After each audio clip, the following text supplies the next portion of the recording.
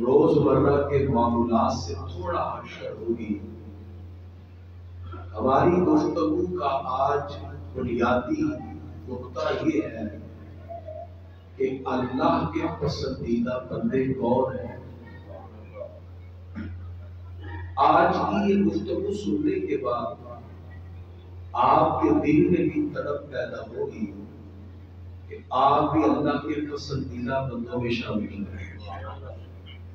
وہ بندے جن سے اللہ محبت کرتا ہے، جو اللہ کے پیارے بندے ہیں. سب سے پہلے یہ بات سے نشین ہو، دنیا و آخرت کی ساری بھلائیاں اللہ تعالیٰ کے کرم سے نصیب ہوتی ہیں. وہ پروردگار فعال لما یرید ہے. للہ ما فی السماوات والارض، زمین و آسمان کی ہر چیز کا خالق و مالک وہی ہے. وہ جسے چاہے جب چاہے جو چاہے عطا فرمائے. تاہم اس کا یہ نظام ہے کہ وہ دنیاوی نعمتیں تو ساری مخلوق کو عطا فرماتا ہے، لیکن اس کی بارگاہ میں جو عزت پا جائے، تقریب پا جائے، جو اس کا قرب پا جائے، جو محبوبیت کے درجے میں آ جائے، اللہ تعالیٰ اخروی نعمتیں ان پیاروں کو عطا فرماتا ہے. تو اللہ کے پیارے اللہ کی بارگاہ کا اعزاز پا جاتے ہیں، تقریب پا جاتے ہیں، قرب و محبوبیت پا جاتے ہیں، اور اخروی نعمتیں بھی اللہ اپنے پیاروں کو عطا فرماتا ہے. وہ مسلمان انتہائی خوش نصیب ہے جنہیں اللہ پسند فرماتا ہے، جنہیں اللہ اپنا محبوب بنا. یہی وہ اعزاز ہے جسے پانے کے لیے ہر مسلمان کو کوشش کرنا چاہیے. ہم ایک ایسے پیارے مہینے سے گزر رہے ہیں جس میں ہمیں سیلف اکاؤنٹیبلٹی، ہمیں سیلف انالیسس، اپنی ذات کا تجزیہ، محاسبہ نفس، یہ ساری نعمتیں اللہ نے عطا ہیں. تو کیوں نہ ہم اس مہینے میں ایک ایسی پریکٹس سے گزر جائیں جس سے ہم بھی اللہ کے پیارے بندوں میں شامل ہو جائیں، اس کے پسندیدہ بندوں کی فہرست میں شامل ہو جائیں. اب اللہ تعالیٰ کن سے پیار کرتا ہے، محبت کرتا ہے؟ سب سے پہلے یہ فلسفی سمجھیے گا. جب ہم دنیا میں کہتے ہیں نا کہ فلاں فلاں سے محبت کرتا ہے، جو انسانوں کی آپس میں محبت ہے، اس کا مطلب ہے کہ دل کا کسی کی طرف مائل ہو. ٹھیک ہے، جیسے باپ بیٹے سے محبت کرتا ہے یا بیٹا باپ سے محبت کرتا ہے، اس کا مطلب باپ کا بیٹے کی طرف میلان ہے. دوست سے محبت کرے، اس کا مطلب کیا ہے؟ ایک دوست کا دوسری دوست کی طرف دل کا میلان ہے. یہ ہے انسانوں کی محبت. لیکن جب ہم یہ کہیں کہ اللہ بندوں سے محبت کرتا ہے تو اللہ تعالیٰ کا تو کوئی میلان نہیں ہے، وہ تو دل سے پاک ہے. تو پھر جب یہ کہا جائے کہ اللہ فلاں بندے سے محبت کرتا ہے، حدیث میں آتا ہے فَأَحْبَبْتُهُ، میں اس سے محبت کرتا ہوں، تو اللہ کی محبت کا پھر کیا مطلب ہے؟ کیونکہ اللہ تعالیٰ تو دل سے پاک ہے. یہ تو انسانوں کی مابین محبت ہوتی ہے جسے ہم کہتے ہیں کہ دل کا میلان ہے. اس کو اس سے محبت ہو گئی، یعنی اس کا دل اس کی طرف میلان ہو گیا، اس کی طرف اٹریکٹ ہو گیا. تو یہ بات غور سے سمجھیے گا اور رات تک سوچتے رہیے گا، آپ کو بڑی لطف اور بڑی اس کے اندر چاشنی اور مٹھاس نصیب ہوگی کہ اللہ کی محبت کا مطلب یہ ہوتا ہے کہ جب اللہ کسی بندے سے محبت فرمائے، اللہ اس بندے کو اپنا قرب عطا فرمائے. یہ مطلب ہے اس کی محبت. اللہ جب کسی سے محبت کرتا ہے، اللہ اس بندے کو گناہوں سے بچا لے گا. جب اللہ کسی بندے سے محبت کرتا ہے، اللہ اس کے دل میں اپنی رضا کی ایسی تڑپ پیدا کر دیتا ہے کہ بندے کو رب کے سوا کچھ اور سوچتا ہی نہیں. وہ صرف رب کی چاہت کے لیے کہتا ہے. اللہ کا حکم آ جائے حاضر. اللہ تعالیٰ جب کسی سے محبت فرمائے اللہ اس کو اس طرح اپنے قریب کرتا ہے، اللہ اس کے دل سے دنیا کی قدورتیں پاک کر دیتا ہے۔ جب انسان کے دل میں دنیاوی قدورتیں نکل جائیں، رب کی رضا کی طرف پیدا ہو، یا اللہ میرا رب راضی ہو جائے، یا اللہ میں تیری رضا چاہتا ہوں، پھر اللہ رب العزت اس بندے کو اپنی بارگاہ میں درجہ محبوبیت عطا فرماتا ہے۔ تو کیوں نہ ہم رمضان میں ایسا عمل کریں، ہم بھی اس میں شامل ہو جائیں۔ اللہ ہم سے محبت کی محبت کی چاہت ہمارے دل میں ہے، وہ ہمیں ملے گی کیسے؟ ایک تو اللہ جسے چاہے اپنی بارگاہ سے توفیق دے کر اسے اپنی محبتوں سے نوازے، وہ بغیر کسی عمل کے، وہ اللہ کا کرم ہے۔ اللہ تعالیٰ کسی بندے سے محبت فرمائے، اللہ تعالیٰ بغیر کسی عمل کے اس کو یہ ساری چیزیں عطا فرمائے، یہ اس کا کرم ہے، اس میں ہم کچھ نہیں کر سکتے، یہ تو اس کا فضل ہے۔ اس لیے دعائیں ضرور کرتے رہا کریں، یا اللہ ہمیں ہمیشہ وہ عمل کی توفیق دینا جس سے تو راضی ہو، اسی سے توفیق مانگا۔ کبھی بھی نماز روزہ کوئی عمل کر کے آپ کے دل میں یہ خیال پیدا ہونا آج میں بڑا چنگا تھا، سمجھے نفس کا دھوکہ، فوراً اللہ کی بارگاہ میں رجوع کرے اور کہے یا اللہ میں اس قابل نہیں تھا، یہ تیرا کرم ہوا ہے کہ میں نے روزہ بھی رکھ لیا، تراویح بھی پڑھ لی، قرآن بھی سن لیا، پروردگار میرا اس میں کوئی عمل دخل نہیں، یہ صرف تیری توفیق سے ممکن ہوا۔ جب آپ ہر کام کو اللہ کے سپرد کر دیں گے، اللہ آپ کو اپنی بارگاہ میں قربت عطا فرمائے گا، کیونکہ وہ تو قادر ہے، وہ چاہے تو بغیر کسی کرائیٹیریا کے، بغیر کسی معیار کے آپ کو مقام دے دے۔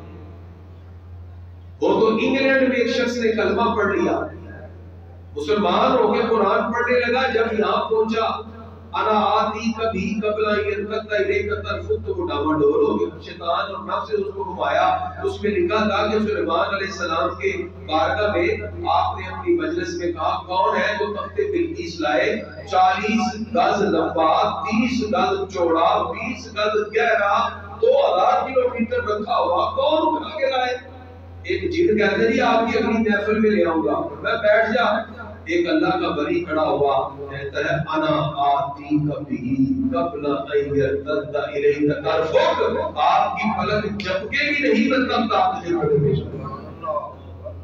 قرآن کہتا ہے وہ چونکہ نو مسلم تھا، اس کے دل میں یہ خیالات آنے لگے۔ یاد رکھیے نفس آپ کو بڑی بڑی الجھن میں ڈالتا ہے، ایسے ایسے سوال پیدا کرتا ہے، جب بھی ایسا سوال ہے وہ لاہور پڑھے۔ لیکن وہ نو مسلم تھا، اب جس اس نے کلمہ پڑھ لیا، اب وہ کبھی فلاں اسکالر کے پاس، کبھی فلاں بندے کے پاس، لندن میں تسلی نہیں ہوتی، کوئی تسلی کرا ہی نہیں سکا۔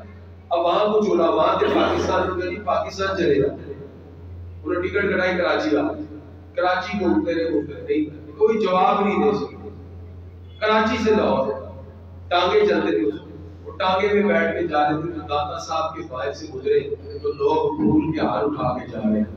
آج کدھر جا رہے ہیں؟ آج اللہ کے ولی کی تربت ہے، وہاں جا رہے ہیں۔ مجھے ٹانگا رکھوایا، سیدھا داتا صاحب پیچھے ہو گئے، جہاں اندر پانی نہیں لگا پانی کا ہو، وہاں جا کے بیٹھ گئے۔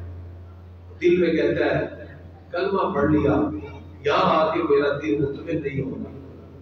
اگر آپ کوئی بزرگ ہے تو آپ کو کرم فرما دیں۔ ابھی اس نے یہ بات پوری کی تو دیکھا اس کے ساتھ ہی ایک بزرگ بیٹھے پرانی چیئر۔ بزرگوں نے کہا کہاں سے آئے؟ بتایا ایسے ایسے۔ کیا معاملہ ہے؟ کہا جی مسئلہ یہ ہے، کلمہ پڑھ بیٹھا قرآن میں یہاں پہنچ کے میرا دل مان ہی نہیں رہا، 2000 کلومیٹر سے کم پلن جب اگلے دن پہلے۔ انہوں نے کہا اچھا سردی ہے، کیا کھاؤ پیو گے، پانی لیں گے یا چائے؟ اس نے کہا جی چائے پہ جائے۔ اور بزرگوں نے ایسے ہاتھ اٹھایا اور ایسے چائے کے پیالی جب اس کے سامنے کی وہ کچھ کھا کے وہی گر گئی۔ نعرہ تکبیر، نعرہ رسالت، نعرہ رسالت، نعرہ حیدری، شان اولیاء۔ اللہ تعالیٰ جسے نوازنا چاہے، میں نے کہا نا یہ رب کا کرم ہے۔ وہ جب اٹھا ہوش میں آیا، اس نے کہا بزرگ کدھر ہے؟ بھائی کون سے بزرگ؟ ادھر بیٹھے ہوئے، ادھر تو کوئی بھی نہیں ہے، پیالی چائے کی رکھی۔ کہا مسئلہ کیا ہے؟ کہا میں نے بزرگوں سے کہا تھا داتا صاحب کی بارگاہ میں اگر آپ کوئی بزرگ ہے تو مجھے بتا دیں، کلمہ میں نے پڑھ لیا، دل نہیں مان رہا، 2000 کلومیٹر سے تخت کیسے آیا؟ تو میں جب لندن میں اپنے گھر کی ٹیبل پہ چائے پی کر اٹھا تھا تو اس کپ کو اپنے ٹیبل پہ رکھ کے آیا، انہوں نے 6000 کلومیٹر سے کپ منگوا کے کہا ایسے کرتے بھی نہیں آیا۔ اللہ یار ایسے آیا۔ یہ داتا صاحب ہے، یہ جسم کے ساتھ قبر میں زندہ ہے۔ ولی دو طرح کے ہیں، بعض ہے جن کے صرف روح جو ہوتی ہے وہ سلامت ہے۔ داتا صاحب روحانیت کے اس درجے پر ہے جسم اور روح کے ساتھ زندہ ہے۔ اس لاہور کی بادشاہت ہے، داتا اجمیری اقبال کہتے ہیں سید مخدوم، سید اجمیر مخدوم امم۔ یہ وہ عظیم ہستی ہے جو اجمیر کے سردار ہے، سید اجمیر مخدوم امم، برکت او پیر شجرہ حرم، خاک پنجا بس دمے کو زندہ گشت، صبح ماں ازمار او کا بندہ گشت۔ دادا صاحب فرماتے ہیں ہم اگرچہ قبر میں ہیں، ہم آپ آج بھی دکھا سکتے ہیں ایسے دفتے میں ہوئے، یہ اللہ کا کرم اس پر۔ پھر وہ انگریز واپس لندن ہے نہیں، ساری کل رات ہم دادا صاحب کی چوکھٹ پڑ دی اور ہم ان کی قبر پہ گئے، نیچے قبر ہے، کبھی بھی جائے نا دادا صاحب تو نیچے اتر کے جائے کرے، وہ ان کی قبر پہ ساری زندگی کی جھاڑو دی، وہ نیچے ان کی قبر موجود ہے۔ یہ ایک اللہ کا کرم ہوتا ہے، اللہ تعالیٰ جسے نوازنا چاہے تو پروردگار ایک لمحے سے پہلے ان کو روحانیت کے مقام دیتا ہے۔ وہ سارے درجے الگ ہیں، سارے مقام ہی الگ ہیں، یہ ایک لمحے۔ اور دوسرا اللہ کا قرب پانے اور اس کے محبوب بندوں میں شامل ہونے کے لیے کچھ اعمال اللہ نے قرآن کی ذکر کی ہے۔ مثلا اس میں ایک عمل ہے جی صبر۔ کیا ہے جی؟ صبر۔ یہ روزے کی بیسک فلسفی ہے۔ یہ میں آج آپ کو سمجھاؤں گا کہ روزہ کیوں رکھتے ہیں۔ روزے کی بہت سے آبجیکٹو ہیں۔ روزے کا آبجیکٹو پائٹی ہے، تقویٰ۔ روزے کا آبجیکٹو سیلف کنٹرول ہے، ضبط نفس۔ اور روزے کا ایک آبجیکٹو ڈٹرمینیشن ہے، پیشن ہے، آپ کا جذبہ اور آپ کے اندر صبر کی دولت کو پیدا کرنا۔ صبر کیا ہے؟ صبر تین طرح کا ہے۔ کتنی طرح کا ہے؟ تین۔ ایک ہے اطاعت پر صبر۔ اطاعت پر صبر کیا ہے؟ آپ کو اللہ کا حکم آ گیا کہ سحری کے وقت کھانا پھر نہیں کھانا، اب آپ نہ کھا رہے ہیں، نہ پی رہے ہیں، نہ آنکھوں سے گناہ دیکھتے ہیں، نہ بولتے ہیں، نہ چھوتے ہیں، نہ چلتے ہیں، نہ پکڑتے ہیں۔ یہ ساری اللہ کی اطاعت پہ صبر کر رہے ہیں، اللہ آپ کو اس پر روزے کی جزا عطا فرمائے۔ اور کیسی جزا؟ ہر عمل کی جزا اللہ نے بتا دی، فرمایا ان الصوم، روزے کا اجر اللہ فرماتا ہے میں نہیں بتاؤں گا، کیوں؟ فَإِنَّهُ لِي وَأَنَا أَجْزِي بِهِ، بندہ روزہ میرے لیے رکھتا ہے، اس کی جزا میں خود پروردگار ہوں۔ اللہ تعالیٰ اپنا دیدار عطا فرمائے گا، ایسی جزا۔ اس لیے روزہ یہ صبر کی پہلی کیفیت ہمارے اندر پیدا کرتا ہے، اطاعت کا صبر۔ ہم اللہ کی عبادت میں صبر کر رہے ہیں، کوئی گناہ نہیں کر رہے، کھا بھی نہیں رہے، بند کمرے میں بھی نہیں کھاتے، اللہ تو دیکھ رہا ہے۔ یہ ہے اطاعت پر صبر۔ دوسرا ہے نافرمانی پر صبر۔ انسان اللہ کی نافرمانی نہیں کرتا، نماز کا ٹائم ہوتا ہے نماز کے لیے آتا ہے، صبر کرتا ہے کہ نہیں میرے رب کا اقیم الصلاۃ، نماز کا۔ دولت سے بندہ بڑا پیار کرتا ہے، لیکن رب کا حکم ہے سال کے بعد 2.5% نکال کے اللہ کی راہ میں دینا۔ فطرانہ دے رہا ہے، 2.25 کلو گندم کی قیمت 330 روپے یا زیادہ 350 400 روپے بھی اللہ کی راہ میں دینا تو وہ نکال کے دے گا۔ کیوں؟ کہ میرے رب کا روزے رکھے ہیں، اس کا صدقہ بھی دے گا، فطرانہ دے گا۔ یہ ساری چیزیں انسان نافرمانی سے صبر کرتا ہے، نافرمانی سے بچنے پر صبر کرتا ہے۔ اور تیسرا ہے مصیبت پر صبر۔ مصیبت کیا ہے؟ اللہ فرماتے ہیں ہم تمہیں آزمائیں گے، کبھی بھوک سے، کبھی جان سے، کبھی مال سے، کبھی پھلوں کی کمی، کبھی جان کی کمی۔ فرمایا یہ ساری چیزیں آئیں گی، وبشر الصابرین، پیارے محبوب صبر کرنے والوں کو خوشخبری دے دیجیے۔ کوئی بھی دنیا میں تکلیف آئے، الذین اذا اصابتهم مصیبہ، جب مصیبت پہنچتی ہے قالوا انا للہ وانا الیہ راجعون، وہ پکار اٹھتے یا اللہ تیرے لیے آئے اور تیری بارگاہ میں لوٹ گیا۔ اللہ فرماتا جو ایسے صبر کا دامن تھام لے گا اولئک علیہم صلوات من ربہم ورحمہ، اللہ کی طرف سے درودیں بھی ہیں، رحمتیں بھی ہیں، واولئک هم المهتدون، اللہ ایسے لوگوں کو ہدایت عطا کرتا ہے۔ تو صبر بہت بڑی نعمت اور دولت، اس لیے زندگی میں جہاں کہیں بھی پریشانی یا مصیبت جو بھی ہو صبر اپنائیں۔ تو جب صبر کی بات آئی تو اس ہستی کا کیوں نہ ذکر کریں جن کا کل یوم وصال گزرا، جن کے صبر کو ہمارے آقا ذکر فرمایا۔ ام المومنین سیدہ خاتون جنت کی والدہ، مادر خاتون جنت حضرت سیدہ خدیجہ الکبریٰ رضی اللہ عنہا، اتنی صابرہ ہیں، حضور صلی اللہ تعالی علیہ وسلم کے ساتھ 25 سال رہی، اپنا تن من دھن آرام سب کچھ سرکار کی خدمت کے لیے پیش کیا۔ ہمارے آقا کی رفیق حیات حضور صلی اللہ علیہ وسلم ابھی کمارے تھے، 25 سال کی عمر ہے، 40 سال کی آپ کی عمر ہے، بیوہ ہے۔ اسلام سے قبل کہا جاتا تھا بیوہ ودوا ہوتی ہے، منحوس ہوتی ہے۔ آج بھی آپ دیکھیں کچھ لوگوں کے یہاں یہ تصور پایا جاتا ہے۔ ہمارے آقا نے پہلا نکاح ایک بیوہ سے کر کے اس رسم کو توڑ کے بتایا، کوئی منحوس نہیں ہوتا، یہ سب کچھ اللہ رب العزت اپنے کرم سے عطا فرماتا ہے۔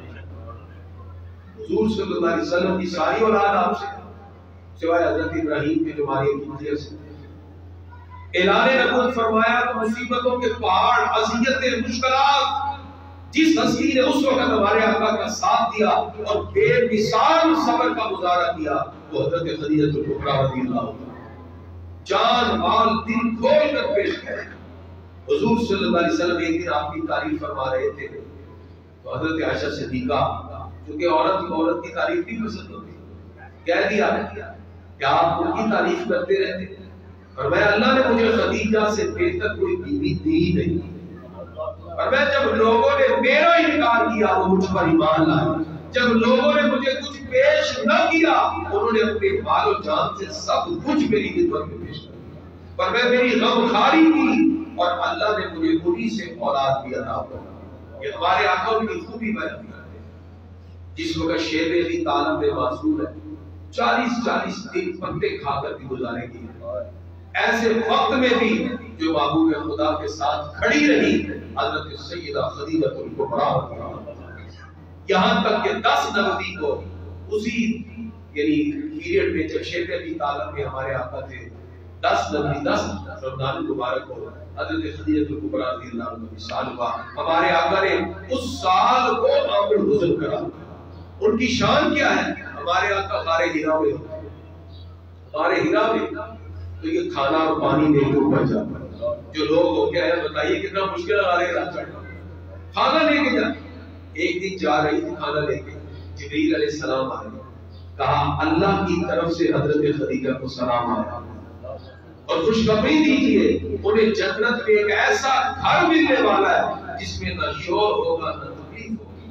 اعلیٰ حضرت نے پھر ان کی شان میں لکھا منزل من کسب لا نسب لا صحب، ایسے کوشش کی زینت پہ ناز، یہ مقام ہے حضرت خدیجہ الکبریٰ رضی اللہ عنہا۔ تو آج کے اس جمعہ میں میں نے پہلی چیز آپ کو جو سکھائی ہے وہ کیا ہے؟ صبر، ڈٹرمینیشن۔ یہ صبر آپ کو زندگی کے ہر موڑ پہ کام آتا ہے، اور روزے کی جو فلسفی ہے، ڈیفرنٹ فلسفیز میں پائٹی، تقوی اور سیلف کنٹرول اور ضبط نفس میں ایک بیسک آپ کی فلسفی کا ہے کہ آپ ڈٹرمینیشن کو اپنائیں، صبر اور استقامت کے ساتھ کھڑے ہو جائیں۔ اور دوسری چیز اللہ فرماتا ہے ان اللہ یحب التوابین، اللہ توبہ کرنے والوں کو قبول پسند فرماتا ہے، محبوب رکھتا ہے۔ وَيُحِبُّ الْمُتَطَہِّرِينَ، اللہ خوب پاک رہنے والوں سے بھی محبت فرماتا ہے۔ اب آپ اگر چاہتے ہیں کہ اللہ کے پیارے بن جائے، پسندیدہ بن جائے، تو توبہ استغفار کیا، جیسی نماز پڑھے استغفر اللہ ربی من کل ذنب واتوب الیہ۔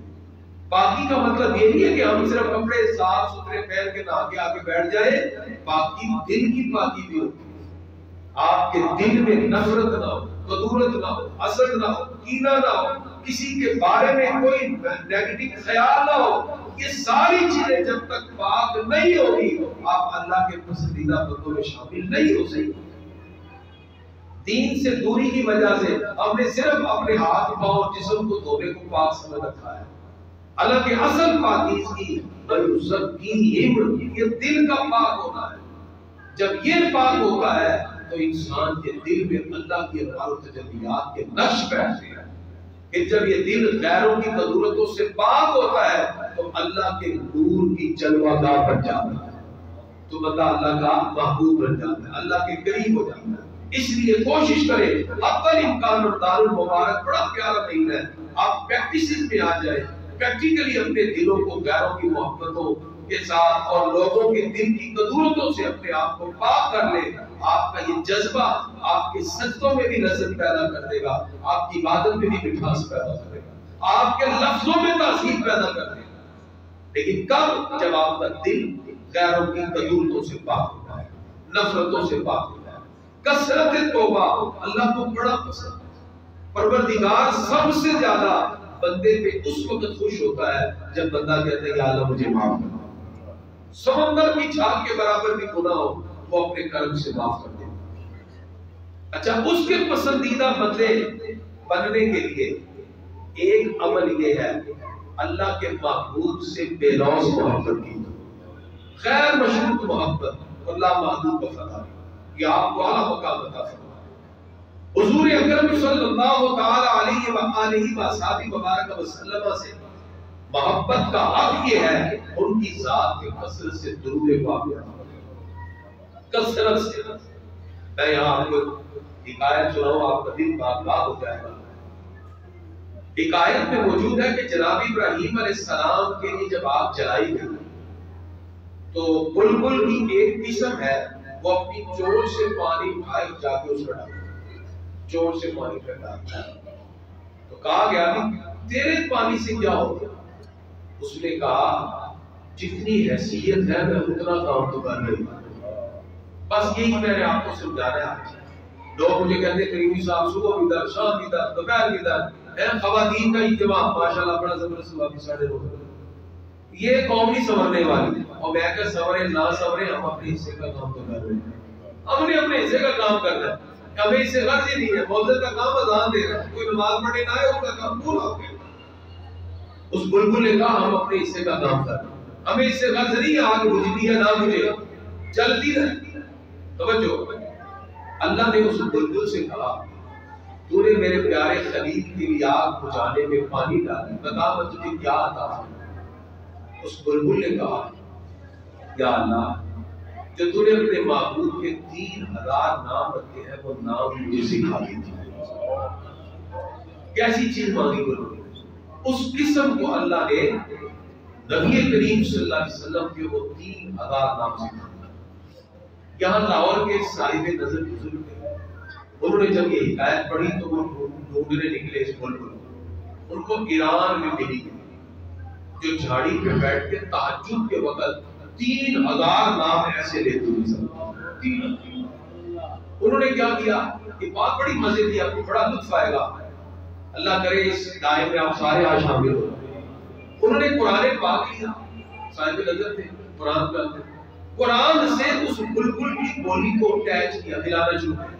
قرآن کے الفاظ یہ پوری دنیا کی زبان کا مقصد بن جاتے ہیں، اور ڈھونڈتے ڈھونڈتے انہوں نے کئی سال لگائے، رات کو جا کے بیٹھ جاتے جھاڑی کے پاس، صبح تہجد کے وقت وہ بولنا شروع ہوتی تو وہ ایک ایک لفظ کو قرآن سے اس بلبل کے ساتھ اٹیچ کرتے جاتے۔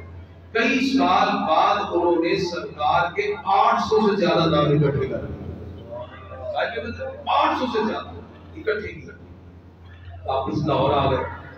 اب ان کی تاثیر دیکھیے، جو ان کے پاس آتا کہتا جی یہ کام نہیں ہوتا، وہ جو زبان سے نکالتے وہ ہو جاتا۔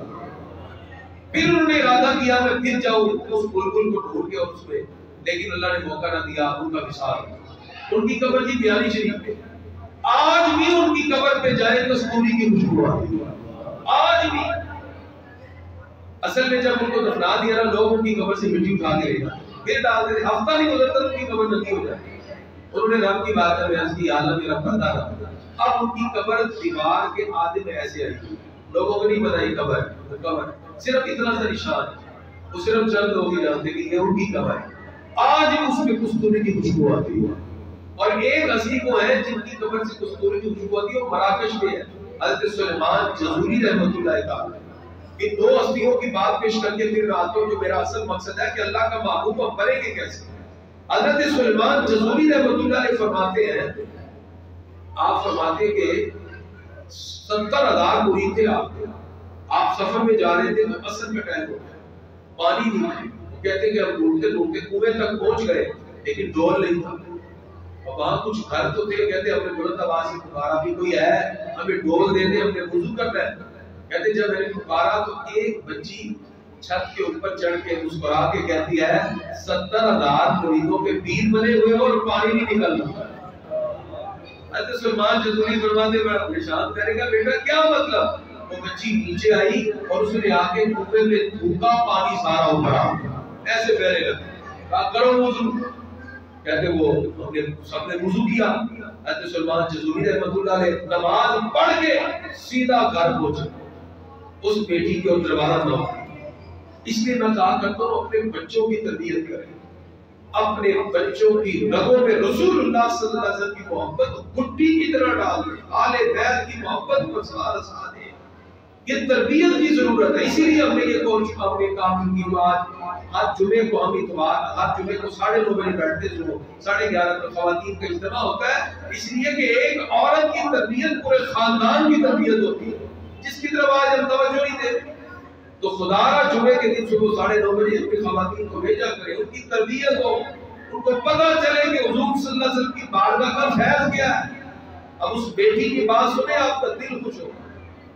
اس بیٹی کو جب آئی نا، حضرت سلمان جزوری رحمۃ اللہ نے کہا تجھے واسطہ ہے اس پروردگار کا جس نے تجھے یہ عظمت عطا فرمائی، بتا تو کیا پڑے گی؟ اس بیٹی نے کہا آپ نے رب قدوس کا واسطہ دیا ہے تو میں بتاتی ہوں کہ میں اپنے محبوب آقا کی بارگاہ میں یہ درود پڑھتی ہوں۔ وہ درود شریف بتایا حضرت سلیمان جزوری رحمۃ اللہ تعالی نے ایک کتاب لکھی دلائل الخیرات، اس میں وہ درود لکھا اور باقی پوری کتاب درود شریف کی ہے، اور کہا کہ وہ درود میں نے اس میں چھپا دیا ہے، جو سارا پڑھے گا اس میں وہ درود بھی پڑھا جائے گا۔ ایک اللہ والے نے سے بات ہوئی، بلکہ یہ رات ہی کی بات ہے، ہم گزشتہ رات ساری رات داخل صاحب کو گزاری، تو یہ گزشتہ رات کی بات ہے۔ وہ کہتے ہیں کہ امام صاحب میں نے 11 سال دلال الخیرات پڑھی، کتنے سال؟ 11 سال۔ کہتے ہیں اس کے بعد میں ایک درود پر پہنچتا تو میری آنکھ سے آنسو بہنا شروع ہو گئے، آنکھ سے آنسو۔ وہ صاحب نظر تھے، کہتے میں صاحب سلیمان جزوری رحمۃ اللہ علیہ کی قبر پہ مراکش میں روحانیت میں پہنچا، میں نے ان سے پوچھا کیا یہ درود وہی ہے؟ انہوں نے مسکرا کے کہا ہاں تو پہنچ گیا، یہی وہ درود ہے جو اس بیٹی کے بعد۔ وہ درود انشاءاللہ ہم اس مسجد کے تمام لوگوں کو تحفے کے طور پہ اسی وقت عطا فرمائیں گے۔ وہ جو درود جو وہ بیٹی پڑھا کرتی ہے وہ کسی وقت میں آپ کو سب کو بتاؤں گا۔ اچھا اب درود پاک کی برکت کتنی ہے کہ وہ دنیا سے چلے گئے، آج بھی ان کی قبر سے کستوری کی خوشبو آ رہی ہے۔ حضرت سلیمان جزوری رحمۃ اللہ تعالی، اس لیے اپنے گھروں میں آج جمعے کا دن ہے، عصر کے بعد درود و سلام کی محفل سجائیے اور اپنی افطاریوں کو مختصر کیجیے۔ یہ صرف نفس کا ایک دھوکہ ہے، لذات کو طلب کرنا یہ اصل میں روزے کا آبجیکٹو ہے، اور اپنی توجہ زیادہ اللہ کو منانے میں لگائیے، یہ وہ عمل ہے۔ آپ درود پاک پڑھتے جائیں، اللہ رب العزت کی بارگاہ کا قرب آپ کو مل جائے گا۔ صرف درود شریف پڑھیں، اللہ کا جو عرش ہے نا اس کے اوپر لکھا لا الہ الا اللہ محمد رسول اللہ، اور جو اس کا مینارہ ہے اس کے چاروں طرف لکھا ہے ان اللہ وملائکتہ یصلون علی النبی یا ایھا الذین آمنوا صلوا علیہ وسلموا تسلیما۔ یہ لکھا ہے، اور خاص طور پر جب جمعے کا دن ہو یہ آپ کے دیوار پہ خوشی لکھا ہو۔ یہ اگر آپ جمعے کی نماز کے بعد اپنی جگہ بیٹھے بیٹھے 80 مرتبہ پڑھ لیں، اللہ 80 سال کے گناہ معاف فرما دے۔ اتنی برکات ہے، ہم اس معبود کے امتی ہیں، اللہ نے ہمیں معاف کرنے کے لیے ایک نہیں دو نہیں ہزاروں موقع عطا فرمائے۔ یہ رمضان ہماری بخشش کا بہانہ ہے۔ اور اس کے بعد گرامی قدران 23 مارچ ہے۔ 23 مارچ کی چھٹی کا مطلب یہ نہیں کہ ہم صرف 23 مارچ کو 23 مارچ کو کیا ہوا؟ منٹو پارک اقبال پارک میں لاہور میں آل انڈیا مسلم لیگ کا 34واں سالانہ اجلاس جس میں ٹو نیشن تھیوری کو ایکسپٹ کیا گیا، دو قومی نظریہ جو بنیاد بنا تھا بر صغیر۔ آج جو لوگ کہتے ہیں نہیں جی سارے ٹھیک ہیں، یہ پاکستان جو ہے یہ اسلامک اسٹیٹ نہیں، یہ سیکولر اسٹیٹ ہے، تو امریکہ کو بنانے کی کیا ضرورت ہے؟ یہ ایک مسلم اسٹیٹ ہے، یہ ایک اسلامی ملک ہے، اس کے بنانے میں ایک ہی نعرہ تھا، پاکستان کا مطلب کیا؟ یہی کلمہ طیبہ تھا۔ دو قومی نظریہ ہمیں 23 مارچ کا دن آتے ہی یاد دلاتا ہے کہ ہندو سکھ وہ ایک الگ قوم ہے، مسلم ایک الگ قوم ہے، ہماری آئیڈینٹی جدا ہے، ہم اپنی سوشل آئیڈینٹی رکھتے ہیں، اکنامیکل آئیڈینٹی رکھتے ہیں، پولیٹیکل آئیڈینٹی رکھتے ہیں، ہماری identity religious point of view سے بھی ہے، ہم سوشل میں، سوسائٹی میں، معاشرے میں، معیشت میں، اقتصادیت میں، زندگی کے ہر معیار میں اپنی آئیڈینٹی جدا رکھتے ہیں، اس لیے کہ ہماری ہر بات کا آغاز بھی اللہ اس کے رسول پہ ہے، اختتام بھی اللہ اس کے رسول پہ۔ اپنا انداز زمانے سے جدا رکھتے ہیں، ہم تو محبوب بھی محبوب خدا رکھتے ہیں۔ اس لیے اقبال نے کہا تھا کہ مسلمان اس عظمت کے ساتھ جیتا ہے جب باریوں کا ہاریوں قدوسی و جبروت یہ چاروں عناصر ہو تو بنتا ہے مسلمان۔ ہمارے ہیرو ہیں اقبال، ان کو پڑھیے اور دیکھیے انہوں نے کس طرح اس قوم کو بیدار کرنے کے لیے حضور صلی اللہ علیہ وسلم کی محبت کا سبق دیا۔ اس لیے یوم پاکستان 23 مارچ ہمیں یہ پیغام دیتا ہے کہ صرف ہم پاکستان ڈے نہ منائیں، ہم دو قومی نظریہ ٹو نیشن تھیوری کو بھی یاد کریں کہ جس میں ہمیں ایک مسلمان ہونے کے لحاظ سے ایک الگ جو مخلوقت کا مطالبہ تھا اس کو اللہ تعالیٰ نے ہمیں دیا۔ لیکن میں آپ سے ایک سوال کرتا ہوں، جس وقت 1940 میں اقبال پارک میں دو قومی نظریہ پیش کیا گیا، اس وقت کوئی مسلمان سوچ سکتا تھا کہ یہ قرارداد آخرکار منظور ہو کر پاکستان کا رنگ لائے؟ کوئی سوچ بھی نہیں سکتا۔ ہندوؤں نے مذاق اڑایا، کانگریس نے، گاندھی نے کہا ہے بڑے آئے دو قومی نظریہ، سب نے مذاق اڑایا۔ 1940 کو نیت ارادہ ٹھیک ہو، ہمارے اسلاف نے کہا ہم ملک بنا کے رہیں گے، اللہ تعالیٰ نے ان کی قربانیوں کو رنگ دے کر پاکستان میں آزاد فضاؤں میں سانس لینے کا بھی موقع دیا، اور پھر یہ ملک اللہ نے ہمیں 27ویں شب کو عطا کیا۔ یہ قرآن کے نزول کی رات ملک ملا جس میں اللہ نے سمبولیکل ہمیں سمجھایا ہے۔ اس ملک کی کامیابی یہی ہے، جب تک اس کا آئین قرآن کے مطابق نہیں ہوگا تو کامیاب نہیں ہو سکتی۔ اس لیے اقبال نے کہا تھا مذہب تو نصارہ تو تمدن میں غلوب، یہ مسلمان ہیں جنہیں دیکھ کے شرمائے یہودی بھی شرما گئے کہ مسلمان تھے، اتنے آگے بڑھ چکے ہیں کہ اتنے تو ہم بھی آگے نہیں بڑھیں گے۔ آئیے رمضان المبارک کا بڑا پیارا مہینہ، اللہ کی رحمتیں پورے عروج پر۔ یہ حکومت جو آپ کے سامنے بنی ہے یہ 5-6 مہینے کی چل رہی ہے، کہاں چل رہی ہے؟ یہ تو سارا عجیب ہی معاملہ بنا ہوا ہے۔ بہرحال دعا کریں اللہ کی ہمیں مخلص قیادت عطا فرمائے۔ مخلص قیادت جس وقت ہمیں ملے گی تو پھر یہ ملک انشاءاللہ کامیابی کی راہوں پر گامزن ہوگا۔ اس لیے کہ قیادت کے اندر سب سے بنیادی چیز ہوتی ہے، جب ہمارے مخلص قیادت نہ ہو تو پھر حال ایسے ہی ہوتا ہے۔ آپ دیکھ لیجئے اس وقت بیت المقدس کی یاد ہمارے دل کو دہلا دیتی ہے۔ 7 اکتوبر 2023 سے جو اسرائیل نے دہشت گردی کی انتہا کر دی، 32,000 لاشیں اب تک فلسطین میں اٹھا چکی ہیں۔ 2 لاکھ سے زیادہ بے گھر کھلے آسمان تلے پڑے۔ جانتے ہیں آپ افطاری کے وقت ننھے بچے بیٹھے تھے سکول کے سامنے، وہاں میزائل گرا کر ننھے بچوں کو شہید کر دیا افطاری کے دوران، اور کتنے بچے ابھی تک ہاسپٹل میں ہیں، 60,000 سے زیادہ زخمی حالت میں۔ اس وقت کیونکہ ہمارے پاس اختیار نہیں، جن کے پاس اختیار اور اقتدار ہے قیامت کے دن اللہ کی بارگاہ میں وہ سب لوگ پیش ہوں گے۔ ہمارے پاس چونکہ اختیار نہیں، لیکن اتنا تو کر سکتے ہیں جب افطاری کرنے لگے تو فلسطین کی اس بلکتی ہوئی بچی کی پیاس کو یاد رکھے جو افطاری کے وقت اپنے ماں باپ کو یاد کر کے رو رہی ہے لیکن اس کی ماں کی بھی شہادت ہو چکی اور اس کے باپ کی بھی شہادت۔ ہم ایسے مسلمان ہیں کہ 57 ریاست کے حکمران مل کر 2 ارب مسلمان مل کر ایک تڑپتی بچی کو پانی کا گھونٹ نہیں پلا سکتے۔ اس کی وجہ ہم نے جب اسلام کے شعار کو چھوڑ دیا، ہم نے حضور صلی اللہ علیہ وسلم کی تعلیمات کو جب پس پشت ڈالا، تو پھر اللہ کی رحمتیں ہم سے روٹ گئی۔